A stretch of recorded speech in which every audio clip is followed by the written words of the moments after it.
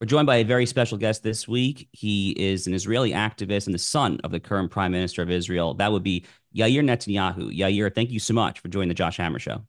Thank you, Josh, for having me. You bet. So it's been 4 months now since October 7th, 2023, a day that will live in infamy for the Jewish people. Frankly, a day that will live in infamy, I would argue, for Western civilization as a whole.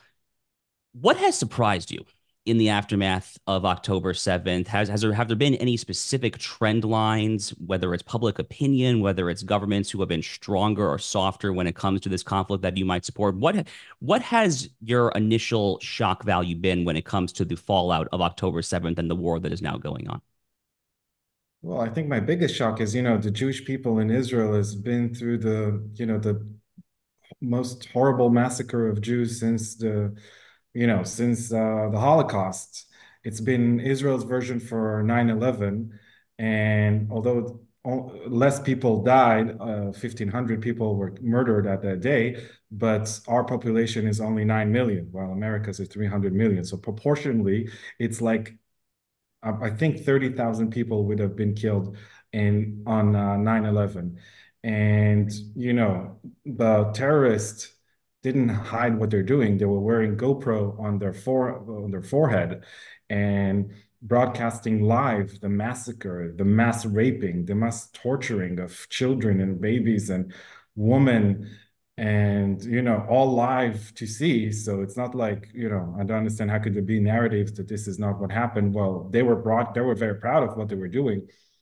And the result of this biggest massacre of Jews in recent history is a huge wave of anti-Semitism.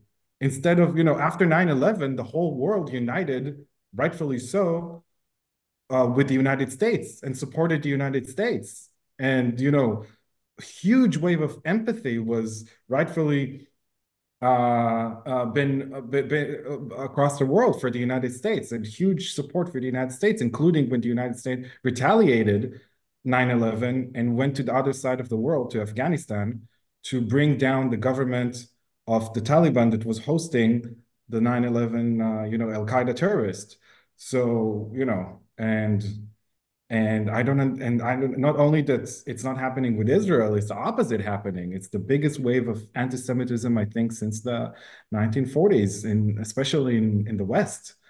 And it's shocking, especially it's shocking when it's happening in the United States. I think it's the worst wave of anti-Semitism ever occurred in the history of the United States. And we're living in a time that everything is it's you're supposed to be like everything is racist and you need to be very careful and everything is very racist and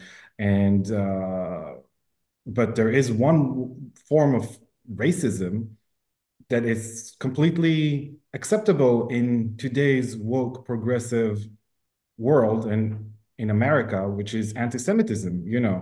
Calling for the genocide of a whole nation is acceptable, apparently, in the United States top universities, as we saw in the hearing in Congress. And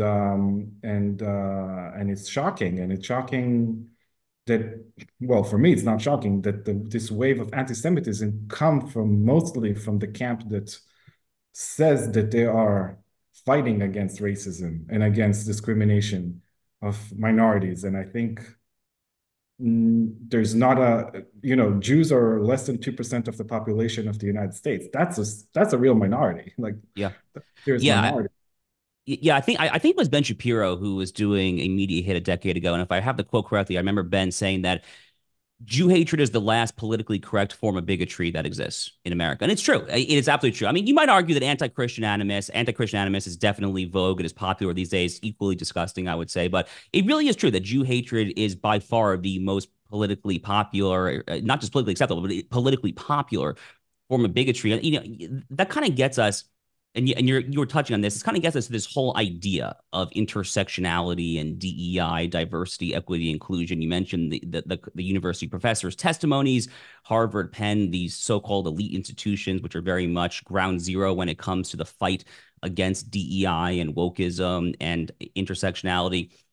Do you think that Jews get it at this point when it was, especially in America and throughout the West, when it comes to the idea that this whole ideology that is essentially ranking hierarchies of victimhood, hierarchies of oppression.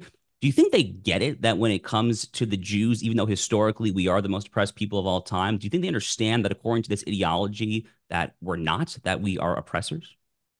I sure hope so. I mean, I hear more and more stories of liberal Jews in the United States that describe themselves as progressives and woke that march, with Black Lives Matters and march with all of these people. And now they see their friends that they marched with and they supported their struggles, not only not supporting their struggle, but calling for their annihilation and for their murder. People that they thought that they are on the same side, that they're in the same camp, that they are friends, that they are, and they turn out to be not so friendly. And I hope the reassessment who are the friends of the Jewish people and who are not. So let's transition a little bit here. I don't want to get too in the weeds when it comes to the Biden administration's foreign policy, but certainly I think it's fair and reasonable at a time like this to compare the Biden administration's foreign policy with the Trump administration's foreign policy. Now, under the Trump administration, you had relative stability in the Middle East, which is obviously an incredibly volatile region historically. You had this landmark historic achievement, the Abraham Accords, where Israel achieved four separate peace agreements. The first with the Arab countries since the 1990s when it was with Jordan. Just unbelievable stuff. How do you assess the differences between the Trump administration's approach to the region versus the Biden administration's approach? And what from your perspective has gone so wrong when it comes to America's involvement or lack thereof in the Middle East? The source of all chaos in the Middle East and violence and terrorism is Iran. This war is not Israel-Gaza war. It's Israel-Iran war, and Iran is Gaza and Hamas. The terror organization of Hamas is one proxy of Iran. Hezbollah in Lebanon is another proxy. The Houthis in Yemen that are disrupting the whole international maritime trade is another proxy. And when, the previous administration was very tough on Iran and understood that Iran is the source of all problems and of the Middle East and all they're the source of of all chaos in the Middle East and terrorism, not only against, and they're an enemy not only of Israel and the United States. They're calling Israel the small Satan and America the big Satan. And but also most of the Arab countries in the Middle East, they're a tremendous threat for them as well. And the previous administration was very tough on them and put sanctions on them that was very close to crippling their economy and collapsing their economy and they changed course. They were scared. They were afraid of the United States, and they kept quiet. And when they kept quiet and being in check, contained. So Israel, the Middle East flourished, and Israel, uh, together with my father and President Trump, made four historical peace treaties between Israel and four Arab Muslim countries, the United Arab Emirates, Bahrain, Morocco, and Sudan. And we were very close to a peace treaty with Saudi Arabia as well, which is the most important Arab Muslim country in the world. And, I think, in recent years, there is a different approach of America towards Iran. And I think that is the source of all problems in the Middle East. Yeah, 100%. I mean, Iran is the head of the snake, as I think many in the IDF refer to it. I think some in the U.S. understand that Iran is the head of the snake as well, Yair. So, looking at the fallout after October 7th, you've seen some different trends. On the left, you have what some refer to as this red-green alliance between the woke social justice activists, the same folks who were out there marching for Black Lives Matter in 2020. They were out there with the Women's March in 2017. They basically just adopt whatever is the current cause of the day. Now they are out there marching for the so-called Palestinian cause.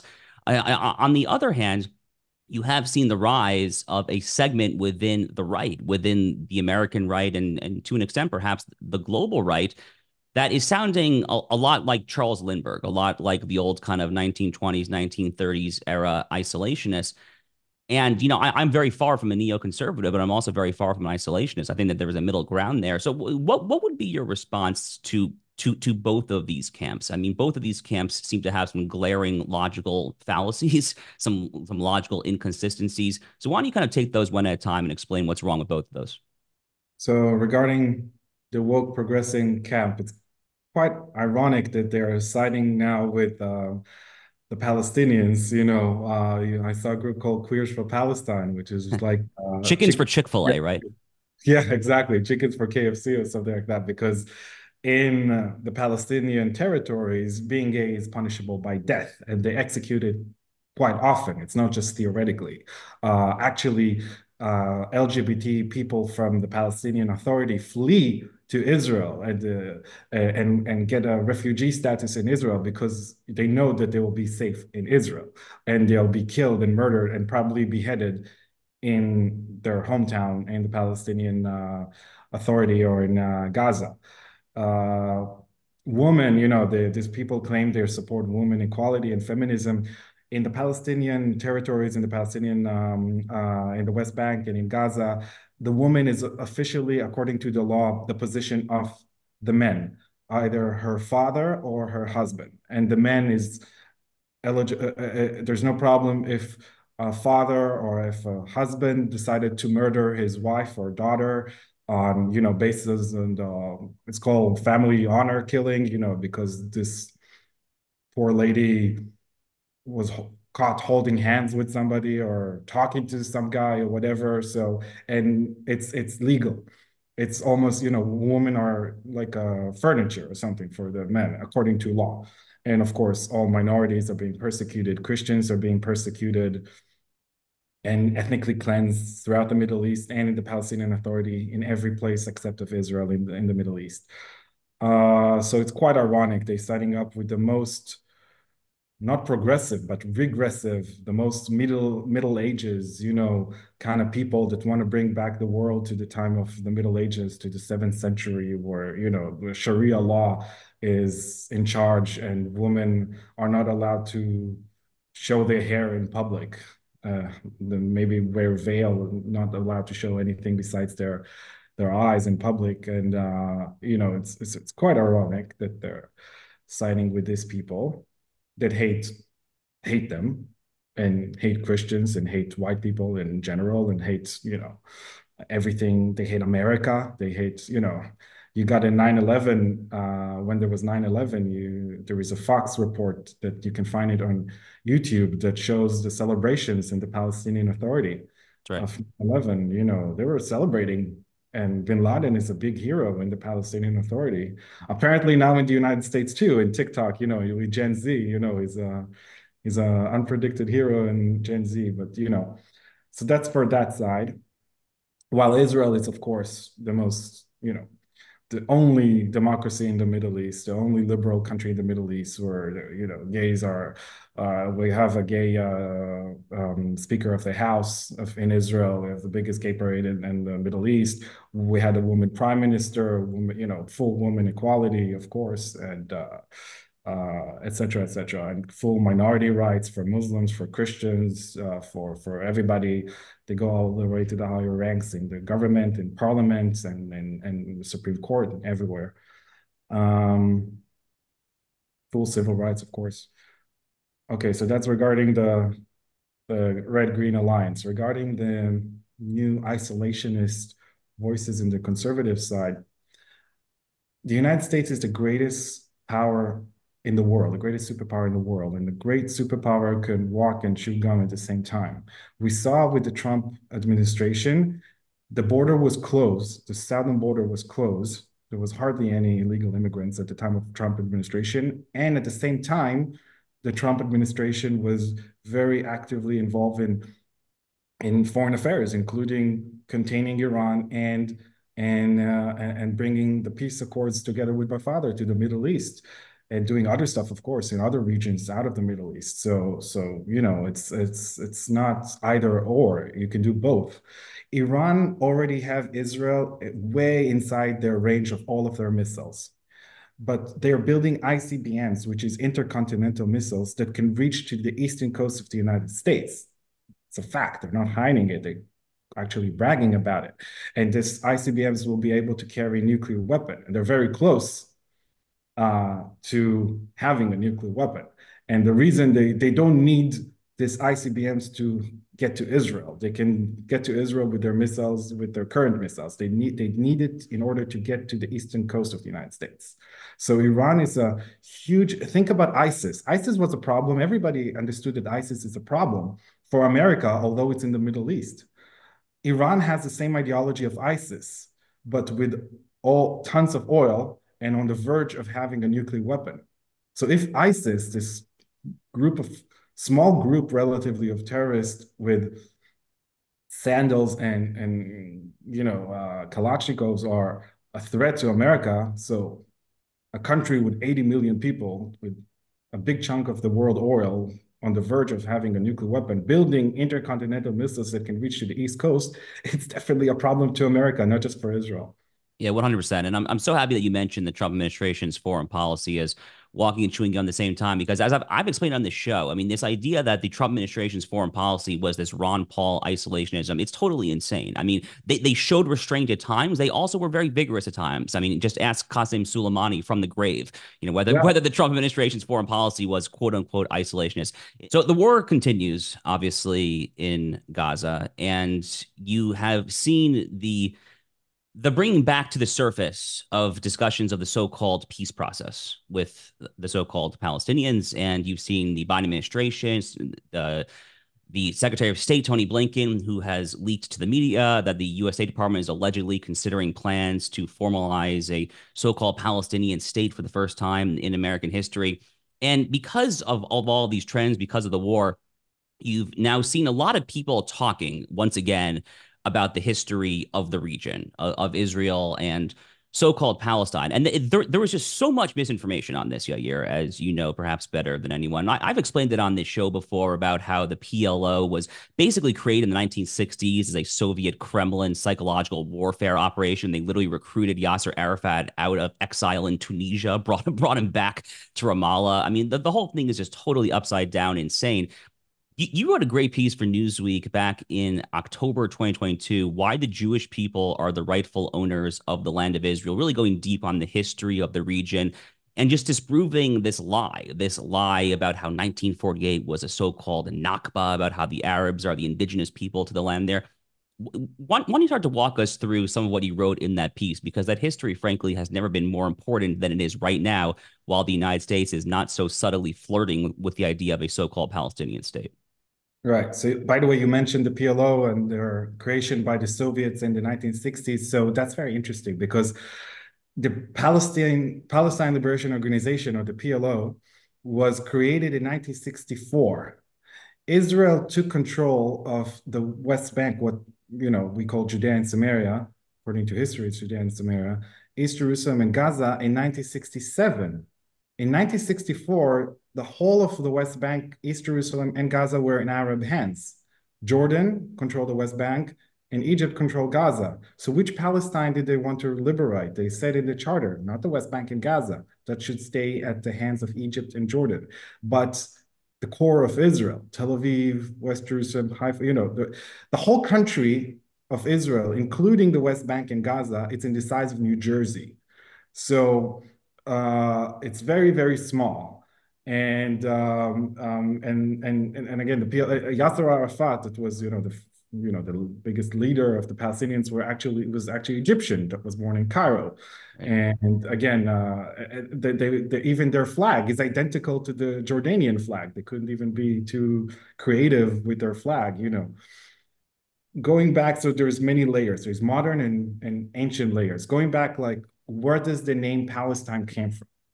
So the name Palestine, okay, going back 2,000 years, at the time of the Roman Empire, what is the Holy Land, Israel, and the whole surroundings, was officially a province of the Roman Empire called Province of Judea. That was the official name throughout, any archaeological, or historian can approve that. That was the official name of the province. There were many, like in the United States, there were states, there were many provinces in the Roman Empire. There were province of Italy, province of Gaul, that was France, province of Britain, etc., etc. And Israel and province of Judea was one of those provinces, with mostly inhabited by Jews, as the name applied. It's also mentioned, when you read the New Testament, it says again and again that Jesus was born and raised in Judea. That was the official name. Judea, the Galilee, that was, the northern province of the Judea. It was inhabited by Jews. Now, the Jews rebelled against the Roman time and time again.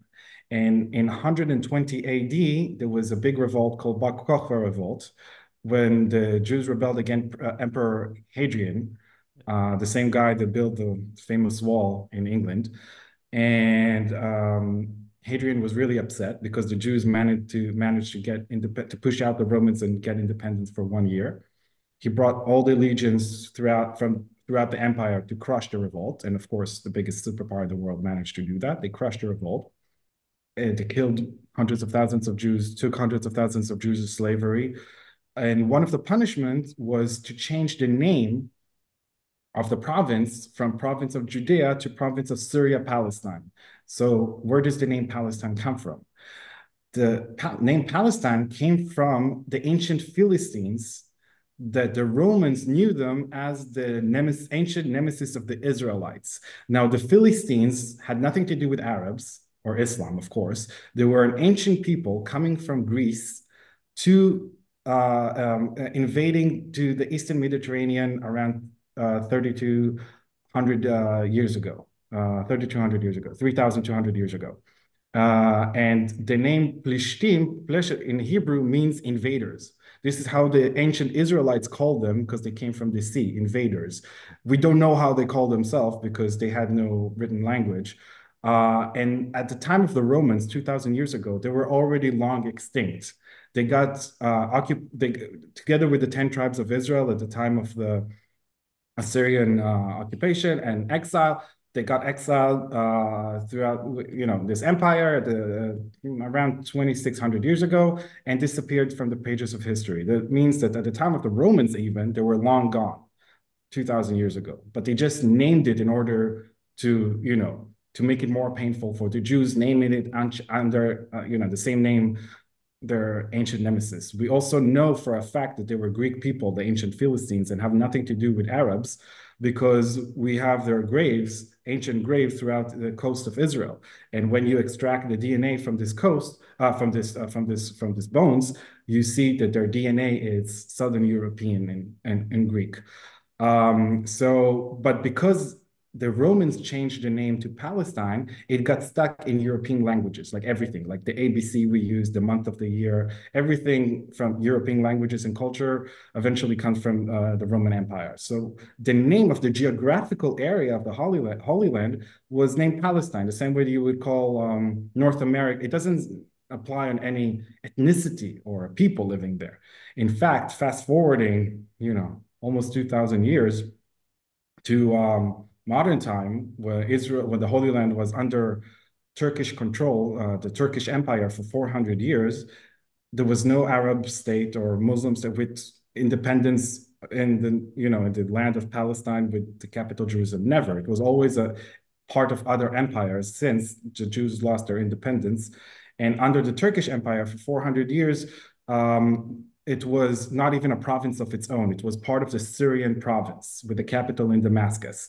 And you have American and European scientists and authors, and they came to the Holy Land, for example, in the 19th century. And for example, the famous American author Mark Twain visited the Holy Land in the 19th century and wrote a book about it.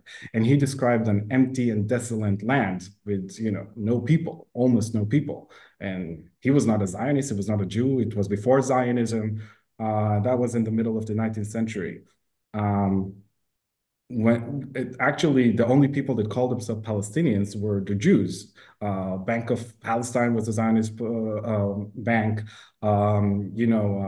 The Palestine. Jerusalem Post was literally known as the Jerusalem Palestine Post, which Post. is the Zionist Israeli newspaper, was used to know as Palestine Post because when the British in the First World War, the British were in war with Turkey, and they took over the Holy Land and named and gained control from the League of Nations that preceded the UN.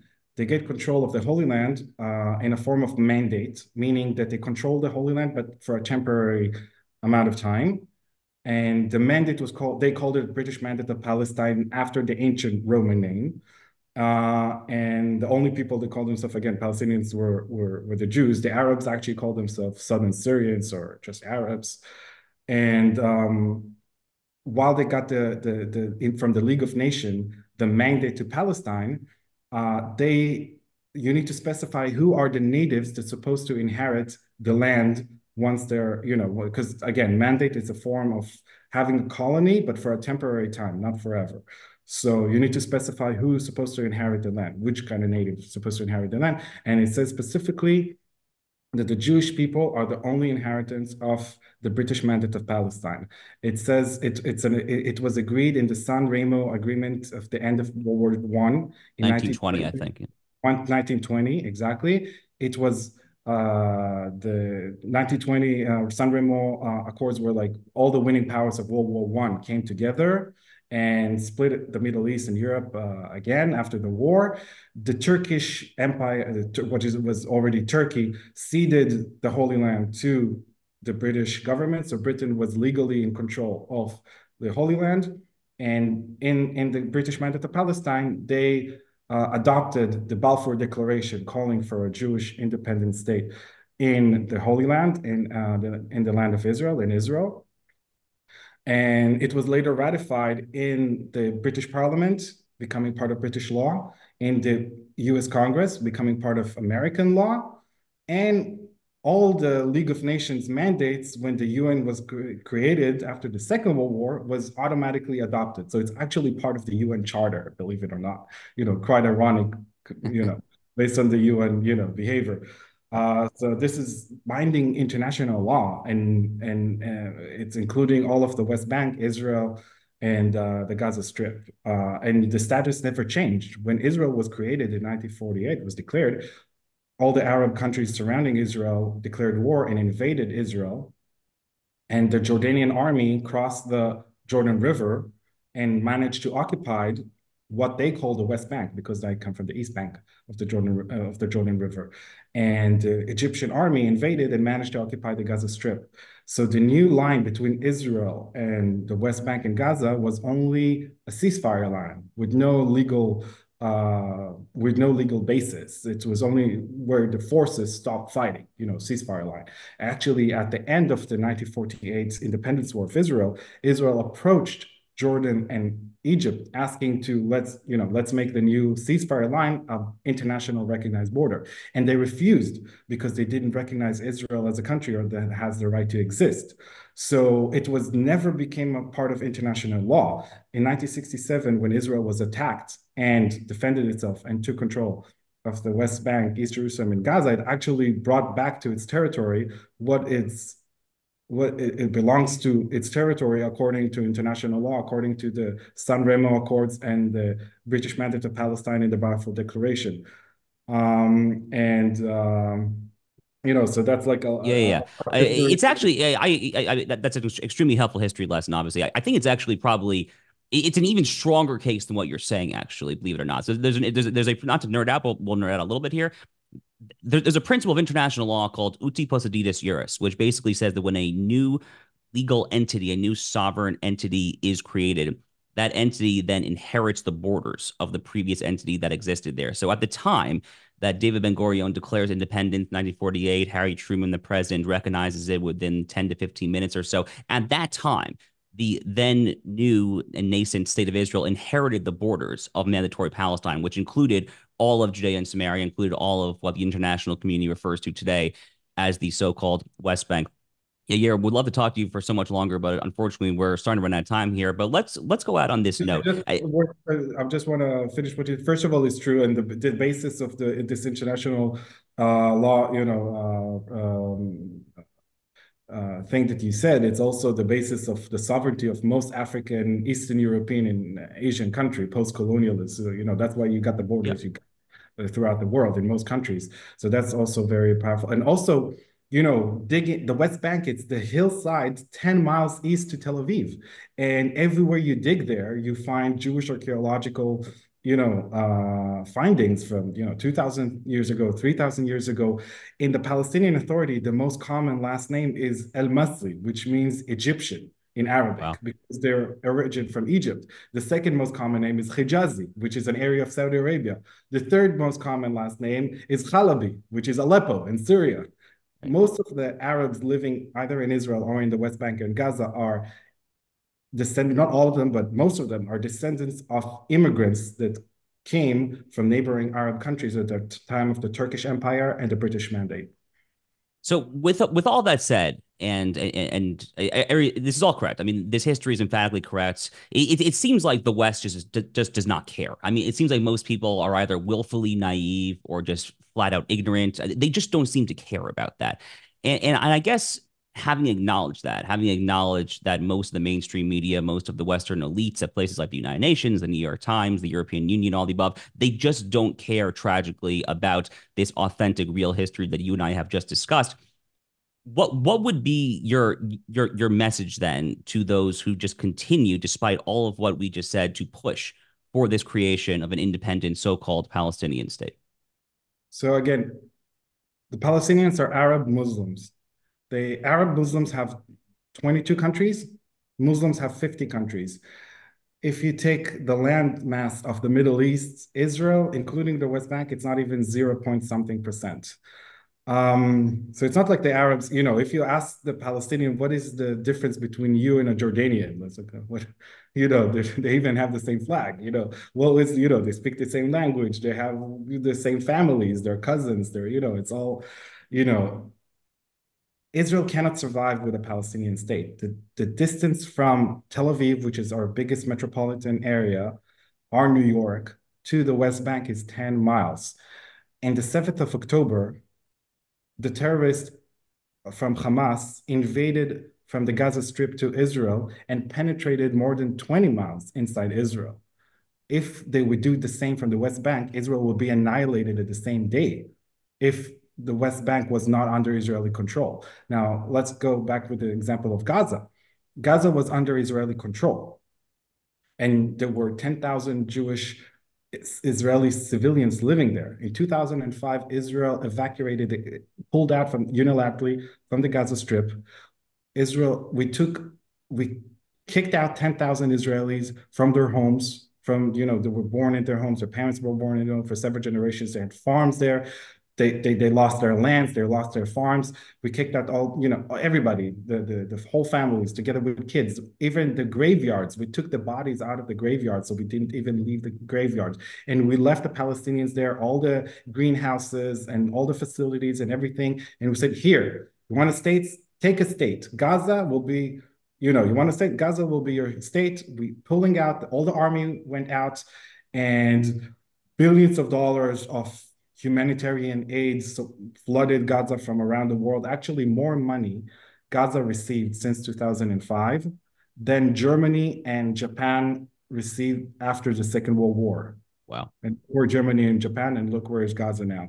And the liberals in Israel said that wishful thinking that once we pull out of Gaza, it will become the Singapore of the Middle East. It's a beautiful stretch of coast along the Mediterranean. They will build hotels there and, luxury resorts and stuff. My father was one of the few that actually warned that no, like Hamas will take over probably. And it's, they're going to use it as a launch pad to Israel. And since 2005, Israel, the whole of Israel, including our heartland, our capital of Jerusalem, and our metropolitan of Tel Aviv, that is 80 miles from the Gaza, unlike 10 miles from the West Bank, being bombarded in missiles. This is the Yeah. only country in the world that once in half a year or so the whole country goes in bomb shelters for a few days when there's a skirmish with Gaza. And of course, Hamas and the Palestinians in Gaza are committing a double war crime because they're targeting Israeli civilians. They're not firing on Israeli military bases. They're firing their rockets on Israeli towns and cities. And they're firing those missiles from within civilian Palestinian population, from within schools, from within mosques and hospitals, hoping that Israel will retaliate. And then, so they're hoping for the biggest amount of Israeli and Palestinian civilian casualties. And and I hope this war will be the last war with Gaza, and for the sake of the Palestinians as well. Yeah, God, Uh, God willing, it will be. I mean, as you just said, they basically have had their experiment in an independent state since 2005 in Gaza, and suffice to say, it has not ended particularly well. And not for the Palestinians. The Palestinians, when Gaza was under Israel, there were now you see there's all these casualties because of course Israel have to, to take out Hamas, and Hamas is embedded in the most popular, the most dense population civilians in the world. They're embedding themselves inside schools, inside kindergartens, among civilian populations. So of course the amount of civilian casualties high as well. And there was, when Israel controlled Gaza, there was no casualties compared, statistic compared to these numbers. There was, it's nothing. The civilian casualties in Israel and in Gaza when Israel controlled Gaza compared to what it is now after we left Gaza and gave them independence and completely pulled out of it. It's important to know that. Yeah, the economy, by the way, was also much, much stronger in Gaza back when Israel actually controlled it. The GDP per Or very capita much. was shockingly higher than it is now in real inflation adjusted terms. Yair Netanyahu, God bless you, my friend. I hope you stay strong throughout the months that are ahead. Thank you so much for joining the Josh Hammer Show. Thank you, Josh. Thank you.